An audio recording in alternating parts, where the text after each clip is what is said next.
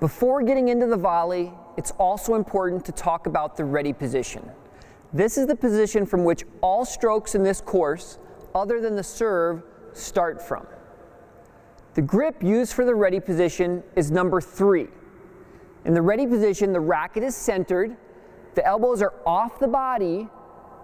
For a right-handed player, the right hand should be on the bottom. All right, there's one thing I want you to learn today about real tennis, okay?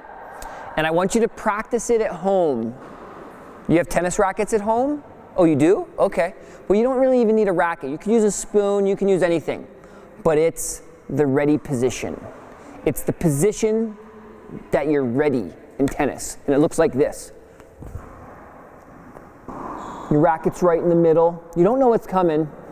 Okay, now you want the right hand on the bottom and the left hand on top. Bingo. All right, good. Now bend your knees a little. Now go back and forth like this. And make your eyebrows low like you're scary. Now on to our first essential stroke. The first stroke you'll want to teach is the volley. The volley is any ball taken out of the air. For this course, we'll go over the most common, a conventional volley. It takes quite some time before a young player is using the volley in match play. Because of undeveloped athleticism and size, obviously for a young player to go to the net is losing proposition at first.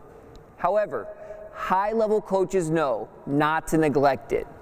Building forward-moving, attacking instincts will pay off in the long run. Although utilizing the volley in competition takes quite some time, it's a simple stroke that's easy to hit over the net in a controlled environment.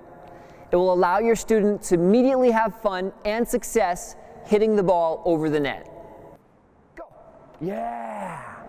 Nice volley, dude. That was awesome. For the forehand volley, the grip should be on number 3, the same grip used in the ready position. For the backhand grip, they'll want to change the bottom hand to number 2.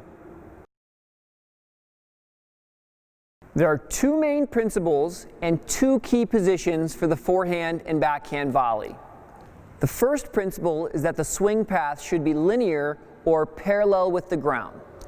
This allows a player to intercept the ball straight from contact. It's important because a fast incoming ball is easier to time when coming from behind the ball. The second principle is that the shoulder should dominate the stroke. By using mainly the shoulder to swing, a player is hitting from a larger circumference and creating a bigger hitting zone.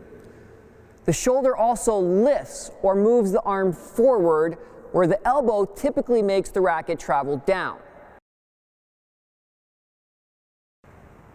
The first key position for the volley is that the player should prepare the racket by turning the body rather than making an arm motion.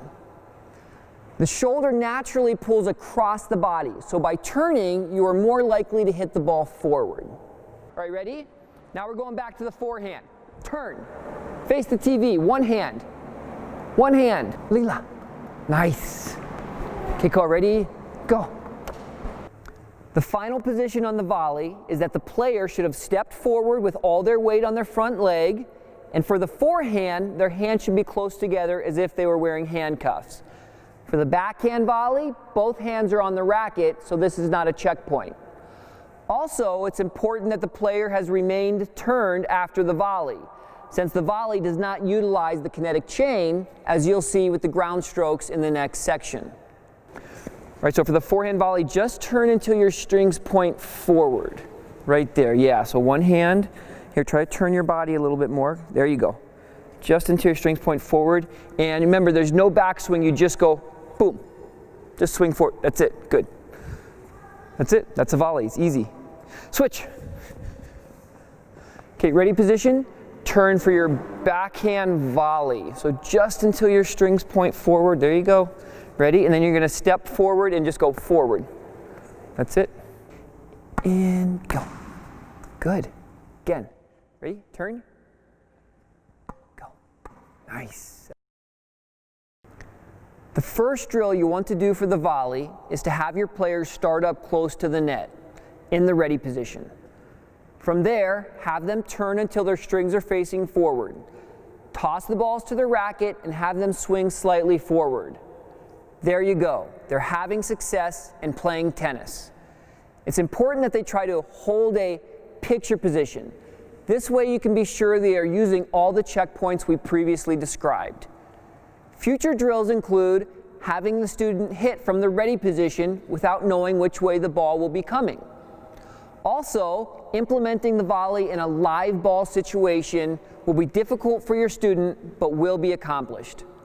Once we go over all the essential strokes, you can combine the volley into a series of fed balls. At the beginning, you should often be jumping back to just tossing them a ball on balance whenever you see them starting to lose their stroke. This concept of drill jumping will be used on all strokes throughout your player development. On to the ground strokes.